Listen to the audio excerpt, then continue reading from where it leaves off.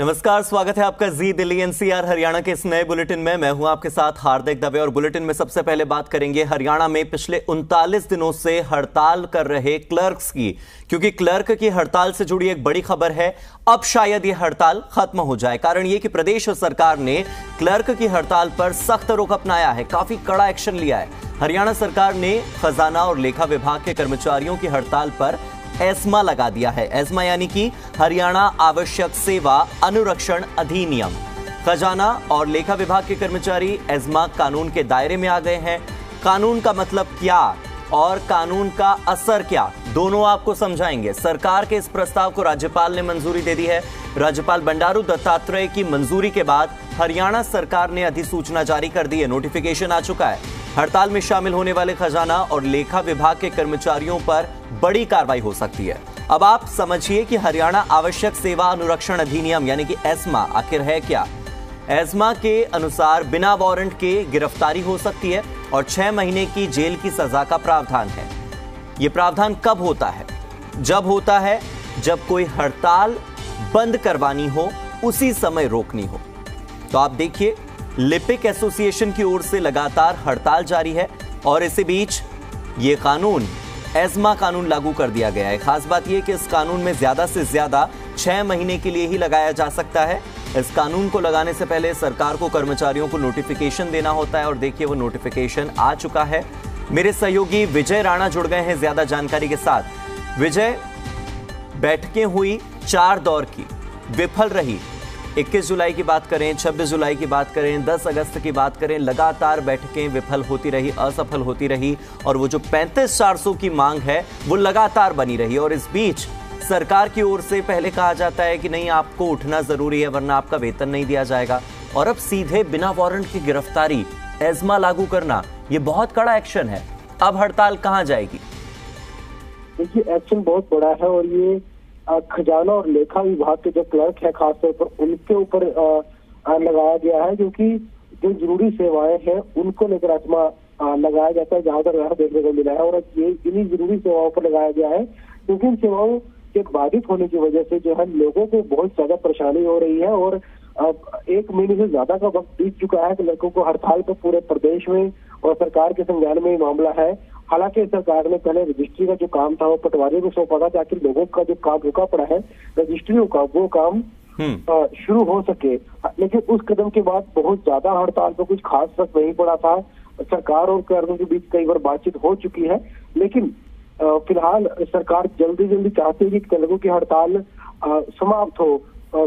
जब कोई रास्ता निकलेगा वो अलग बात है, लेकिन लोगों की जो परेशानियां हैं वो दूर होनी चाहिए। और इसी के तहत सरकार ने इतना बड़ा फैसला लिया है, इतना सख्त एक्शन लिया है कि एस्मा लागू कर दिया है पंचायत जो हड़ताल कर रहे कर्मचारी है, क्लर्क है, उनको लेकर। यानी अब हड़ताल करने वाले क्लर्कों पर, कर्मचारियों पर कड़ी कार्रवाई सरकार कर सकती है। जैसा आपने अभी बताया, गिरफ्तारी भी उनकी हो सकती है और 6 महीने की सजा का प्रावधान भी है और बिना वारंट की गिरफ्तारी हो सकती है। यानी अब जो है पुलिस के जो हाथ खुल चुके हैं, सिर्फ एक आदेश मिलते ही पुलिस जो है हड़ताली कर्मचारी गिरफ्तार करती है। और ये जो फैसला है, हालांकि बहुत सख्त फैसला, देखा हो कि हड़ताल पर इससे कितना फर्क पड़ेगा। क्या सरकार और क्लर्कों के बीच में विरोध और ज्यादा बढ़ जाएगा इस फैसले के बाद, या जो क्लर्क है वो अब जो है काम पर लौटना शुरू कर देंगे? फिलहाल आने वाले दिनों में देखना होगा कि इसका असर क्या होता है। विजय, आप एक बात समझिए, मैं आपको 4 पॉइंट्स में कुछ 4 चीजें बताता हूं, फिर आप जवाब दीजिएगा। नंबर 1 पॉइंट, सबसे पहले जमीन की रजिस्ट्री के लिए लिपिकों के हस्ताक्षर की अनिवार्यता खत्म की जाती है। नंबर 2, हरियाणा कौशल रोजगार के निगम के माध्यम से अनुबंध पर लिपिकों का विकल्प खोजने की योजना बनाई जाती है। नंबर 3, नो वर्क नो पे, काम नहीं करोगे सैलरी नहीं देंगे। और नंबर 4, एस्मा लगा देना। ये चारों चीजें किस ओर इंगित करती हैं? चारों एक दिन में नहीं हुई हैं, चारों महीने में हुई हैं। और पिछले 39 दिनों में, यानी कि 5 जुलाई को जिस दिन हड़ताल शुरू हुई थी तब से लेकर अब तक ये 4 एक्शन सरकार की ओर से हुए। हालांकि 4 दौर की वार्ता भी हुई है, बैठक भी हुई है। 10 जुलाई को हुई, 21 जुलाई को हुई, फिर उसके बाद 26 जुलाई को हुई, फिर 10 अगस्त को फिर से हुई। लेकिन अब देखिए कुछ नहीं हुआ। 4 दौर की बैठकें विफल। ये 4 एक्शन सरकार की ओर से साफ तौर पर इंगित कर दिया गया था कि आपकी मांगों को हम नहीं मान रहे हैं, बावजूद इसके हड़ताल जारी रही। क्लर्क अपनी मांगों पर अड़े रहे, अब वो क्या करेंगे? क्योंकि अब तो सीधे गिरफ्तारी होगी, 6 महीने के लिए जेल में जाएंगे, फिर क्या? देखिए, बिल्कुल ये जो कदम आते हैं, 4 कदम सरकार के बताए हैं और वार्ता भी हुई है, यानी सरकार बीच का रास्ता निकालना चाहती थी, बीच का रास्ता नहीं निकला, लेकिन सरकार फिर भी ये जरूर चाहती है कि हड़ताल खत्म हो, चाहे वो वार्ता से खत्म हो या फिर वो सख्त एक्शन करने के बाद खत्म हो, लेकिन हड़ताल किसी भी कीमत पर सरकार खत्म करना चाहती है। और एक बात ये भी इसमें सामने आती है कि जो क्लर्कों की मांग है, वो मांग ऐसी है जिसे सरकार नहीं मान सकती है, क्योंकि सरकार इससे पहले दलीलें दे चुकी है कि आर्थिक बोझ पड़ेगा और बाकी विभागों के कर्मचारी भी आ सकते हैं, तो खजाने पर जो आर्थिक बोझ पड़ेगा सरकार के, उसको लेकर सरकार शायद कहीं ना कहीं बहुत ज्यादा चिंता में है। इस वजह से इतना लंबा जो ये मसला है खींच किया है। अन्यथा अगर बीच का रास्ता सरकार निकालती तो कुछ पैसे और बढ़ाने के बाद, सैलरी बढ़ाने के बाद इस हड़ताल खत्म करवाया जा सकता था, लेकिन बात नहीं बनी। और अब मेरे ख्याल से ये काफी सख्त जो आज आदेश आए हैं, इसके बाद इसका हड़ताल के ऊपर जरूर असर पड़ना चाहिए। लेकिन जैसे जैसे एक के बाद एक सरकार जो है अपने निर्देश जारी कर रही है, आदेश जारी कर रही है, वैसे वैसे सरकार के पास विकल्प भी अब कम होते जा रहे हैं। यानी सरकार को अब जो विजय, आप कह रहे हैं कि सरकार के पास विकल्प कम होते जा रहे हैं, लेकिन क्लर्कों के पास तो अब विकल्प ही नहीं रह गया। उनके पास हड़ताल का कोई विकल्प नहीं है, काम पर न लौटने के सिवाय कोई विकल्प नहीं है। विकल्प है तो जेल जाना, विकल्प है तो 6 महीने के लिए सलाखों के पीछे जाना। आप ये बताइए कि सरकार की ओर से जब ये कहा गया कि हम 19,900 से सीधे आपको 35,400 नहीं दे सकते, इतना बड़ा हम पे स्केल का जो अंतर है वो नहीं भर सकते, हमारी सरकार जो है वो घाटे में चली जाएगी, लेकिन क्लर्क इस पर ये बात कहते हैं कि पीआर और लैंग्वेज डिपार्टमेंट में प्रोजेक्ट ऑफिसर ऑफ इंफॉर्मेशन की एक पोस्ट थी, जिस पर जो पीपीएल था वो 7 से बढ़ा करके सीधे 1 पर कर दिया गया था, और 44,900 रुपये जो पे स्केल थी उसे बढ़ाकर 67,700 रुपये किया गया था। तो वो कह रहे हैं कि जब 2 अगस्त 2022 को आपने इतना पे स्केल प्रोजेक्ट ऑफिसर का बढ़ा दिया था पीआर और लैंग्वेज डिपार्टमेंट में, तो फिर यहां क्या दिक्कत है?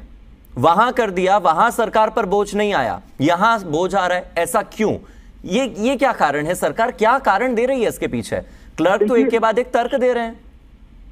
देखिए, जो इसके पीछे हम 2 कारण मान सकते हैं। जो पहला कारण है वो ये है कि प्रदेश में क्लर्कों की संख्या हजारों में है, यानी अगर इतना पे स्केल करती है तो कई 100 करोड़ का जो बोझ है वो सरकार के ऊपर पड़ेगा। और अगर सरकार उस बोझ को भी उठाने के लिए तैयार हो जाती है तो क्लर्कों की तरह और बहुत से कर्मचारी हैं जो इस तरह की मांगों को लेकर बैठे हैं, और ये मांग पूरी होने के बाद फिर दूसरे जो कर्मचारी हैं, दूसरे पदों पर जो कर्मचारी हैं, वो भी इस तरह की मांगे रखेंगे, क्योंकि चुनाव पास होता है तो जो अलग अलग जो समूह होते हैं, अलग अलग तबके होते हैं, चाहे वो कर्मचारी हैं, दूसरे लोग हैं, वो सरकार से अपनी मांगे पूरी करवाना चाहते हैं। और ये बात तो एक तरह से तय मानी जानी चाहिए कि अगर सरकार इन क्लर्कों की मांगे किसी भी तरह से मान भी लेती है आर्थिक बोझ को सहन करते हुए, तो सरकार को दूसरे कर्मचारियों के विरोध का भी सामना जरूर करना पड़ेगा। वो भी मांग उठाएंगे कि उनका भी जो ग्रेड पे है वो बढ़ाया जाए।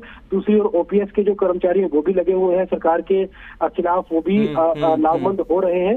तो इस तरह से सरकार इसमें उलझी हुई है और सरकार चाहती है कि बीच का रास्ता जरूर निकले। ऐसा नहीं है कि कोई मांग मानना नहीं चाहती है, लेकिन जो मांग है, जो 35,400 की मांग है, वो सरकार किसी हालत में नहीं मानना चाहती। और ये इस बात को लेकर सरकार को पहले भी साफ किया जा चुका है कि वो मांग तो नहीं मानी जाएगी, बीच का रास्ता निकलेगा तो जरूर निकाला जाएगा। लेकिन पर विजय, सवाल तो ये उठ रहा था ना कि आप प्रोजेक्ट ऑफिसर को इंफॉर्मेशन, पीआर और लैंग्वेज डिपार्टमेंट में 22,000 रुपये बढ़ा सकते हैं, तो फिर आप क्लर्क के 15,000 रुपये क्यों नहीं बढ़ा सकते? पहला सवाल ये था। और दूसरी बात ये कि अगर आप बीच का रास्ता निकालना चाहते हैं तो जो क्लर्क कह रहे हैं कि हम तो अपनी ओर से मांग रख रहे हैं, ठीक है, हम एक कदम पीछे हटते हैं, आप भी एक कदम पीछे हटिए, बट आप बीच का रास्ता दीजिए तो सही। 4 बैठकों में सरकार की ओर से ये पक्ष नहीं आया, क्लर्क तो बार बार यही बात कह रहे हैं। और अब अगर सीधे एस्मा लागू करके उन्हें आप जेल की सलाखों के पीछे डालेंगे तो क्या ऐसे अगले चुनाव में फायदा होगा? क्या इसका चुनाव पर असर होगा? इस असर के बारे में सरकार को जरूर सोचना होगा। बहुत बहुत शुक्रिया विजय आपका इस जानकारी के लिए।